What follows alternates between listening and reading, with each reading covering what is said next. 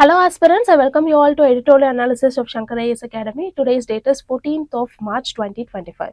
Displayed here are the list of articles that we are going to discuss today. In this first article, we'll be discussing about the bilateral ties between India and Mauritius. And in the second article, we'll be discussing about the linguistic nationalism and the effects of it. So without any delay, let us get into the main article discussion. Now look at this editorial article. The title of the article reads Old Ties, New Priorities. The article is actually talking about India-Mauritius relationship. Now currently it is in news because our Prime Minister, he has actually visited Mauritius this week. So from the mains perspective, we have to learn about the bilateral tie between the two countries. Before that, we shall start about the historical ties between Mauritius and our country. See, we had earlier connection in the 18th century itself. During the British administration, we had the artisans has been arrived from regions like Pondicherry and Tamil Nadu around 1730 to Mauritius. And apart from that, lot of inundator labors. Here, this term is a very important term, and it has already been asked in mains. So what does this term inundated labor actually means is, uh, imagine you're a person and you will be taken to a particular location, and in turn of repaying a particular debt, you will be asked to work in that particular location.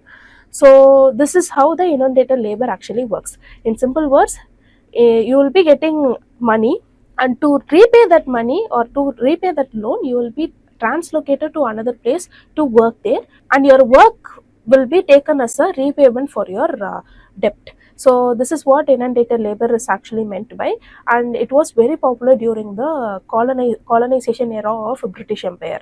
And a lot of Indian laborers, they were brought to Mauritius to work on the sugar plantations, and this particular thing was called as the arrival of the ship Atlas.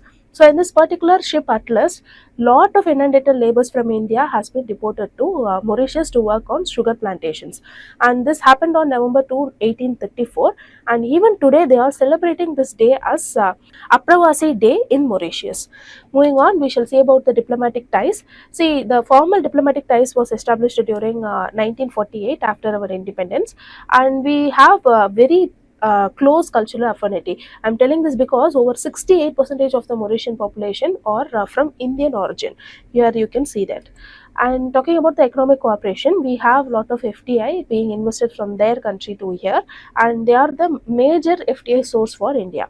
FDI is nothing but investment from a particular foreign country, and we have a comprehensive economic cooperation and partnership agreement, in short called a CECPA. This agreement will reduce the tariffs so that the trade barrier will be reduced and the protectionism policies will not be there.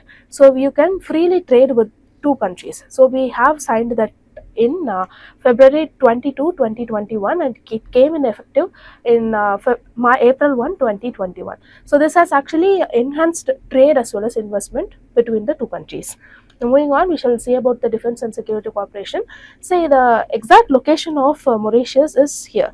So it is actually prone to a lot of piracy, and that is why India helps with a lot of offshore patrol vehicles. For example, the MCGS Barracuda, commissioned in March 2015. Here you can see the image of it. So this particular vessel has been commissioned in order to safeguard the region and to help the Mauritius. Now moving on, we shall see about the geopolitical considerations. See, this archipelago, this Chagos archipelago, it actually was once a UK's colony. So what happened is, even today they are asking for independence, and even today the UK is not giving the sovereignty rights to the particular island. So India in this particular case is actually supporting to Mauritius to give the Chagos archipelago the sovereignty. Secondly, the Diego Garcia military base, here it is a military base of US, and UK is claiming sovereignty over it. So UK, they can transfer the sovereignty to Mauritius, and even after the transfer of the sovereignty, US can have access to the base. So this is what India is supporting for. So actually India supports this move to counter the China's influence in the region. So this is a very important geopolitical consideration. You can clearly mention it in your mains answer. Now, moving on, we shall see about the recent developments. As I said, our Prime Minister has given a high level visit to Mauritius in March 2025. This underscores commitment to strengthen bilateral ties between the two countries. That is why the editorial itself has the title Old Ties, New Priorities. And we have also shared a lot of shared interest to secure the Indian Ocean region. So these are all very important facts that you have to remember from the article. Now look at this article. The title of the article reads India's choice between progress and parochialism. Now currently it is in news because Maharashtra has pushed for Marathi as a government official language. Now this has triggered linguistic nationalism. Why? Because the intention behind this particular move is not correct. It leads to separatism, and that is why it is called as linguistic nationalism. Actually, we have to put forth our views when it comes to promoting the regional languages. But when it brings segregation, then we have to just wait. We have to look whether we have to go forward with that particular act. And if it is causing linguistic nationalism, then we have to choose only progress, and not we should not stick towards the regional thing. Okay, that is why the article itself has the title India's choice between progress and parochialism. Here the term parochialism actually means looking a particular problem from multiple dimensions and looking it and making a decision based on long term effects. And instead of that, if you are choosing the small term short term gains, then we'll be the loser in the longer run. So from the main perspective, we shall see about the linguistic policy of our country one by one. So let's start with what is the current trend. So India, when it comes to India, we are using English as a socio-economic equalizer. This is because even after the globalization and a lot of socio-economic growth happened in our country after 1991 LPG reforms, the role of English when it comes to higher education and technology has increased profoundly, because after globalization everything got connected, and every country in every country, even they are imposing the regional language as a thing.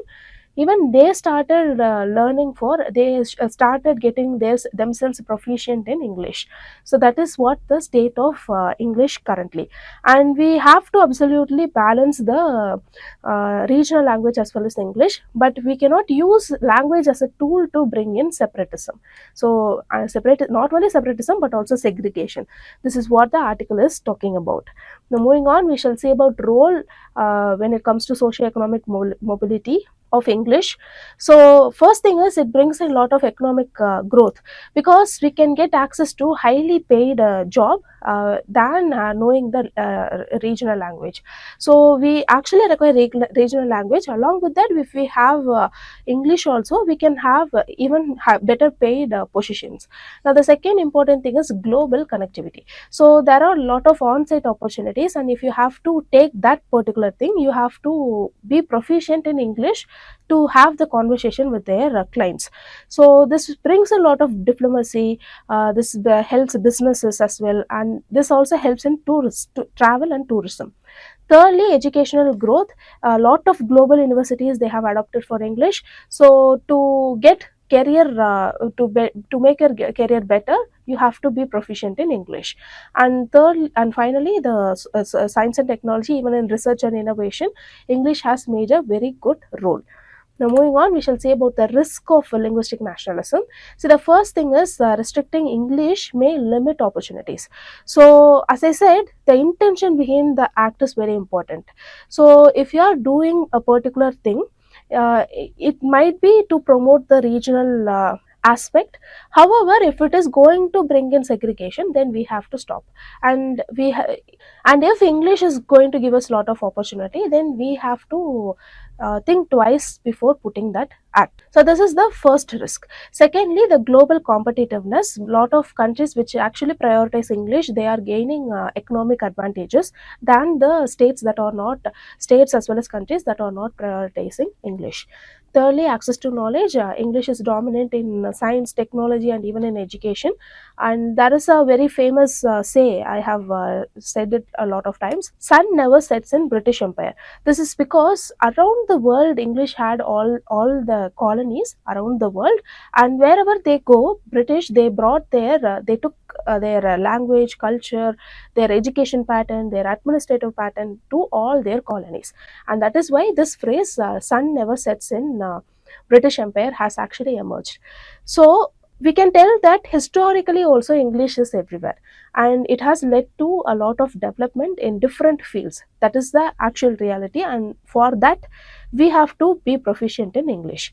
And a lot of case studies have been mentioned here. For example, China, it has made English as a mandatory thing since 2001. This has boosted international career for their people. And South Korea, TOEFL, the benchmark for education is English. And for Vietnam, the National Foreign Language Project, it actually targets English proficiency. So we also have lot of case studies related to this particular thing. Now we shall see about the constitutional provisions on language in India. See, here certain articles has been mentioned. Here very important thing is protection has been given for both linguistic minorities as well as for English. So that is what we have to see when it comes to this constitutional provisions. Now moving on, we shall see about the impacts of NEP 2020 on English education. See, first thing, we have promoted mother tongue. For example, early education in regional language till class 5 to 8. And we have brought in 3 language formula which emphasizes on Hindi, any particular regional language as well as English. So this is what we call it as 3 language formula. And we have flexibility in language choices. There is no restriction that only this particular language can be taught. No. And finally, skill based learning. For skill based learning also, there is no clear framework for integrating English proficiency. So these are all the impacts of NEP 2020 on English education.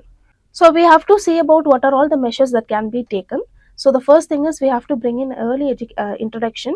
So English as a second language for primary classes. Secondly, we have to bring in bilingual instructions where we have to combine both English as well as mother tongue in school education, higher education, and in official thing as well. Thirdly, digital learning support. So even in apps like Diksha and other e-learning platforms, English can be integrated. And then for the teacher training, the educators can be equipped with English, and even help them with train them with bilingual teaching skills. And finally, scholarships. We can bring in a lot of financial aid for English education access. Apart from this, we cannot see English as a threat. We have to see it as a tool to equip ourselves, and we have to bring in a lot of balanced approach, and we have to preserve the regional language while also ensuring English proficiency is not let down. And thirdly, we have to focus on strategic policy implementation. We have to focus on accessibility and inclusivity in language education. And finally, we have to strengthen English education, which will enhance India's global competitiveness. So these are all very important facts that you have to remember from this article.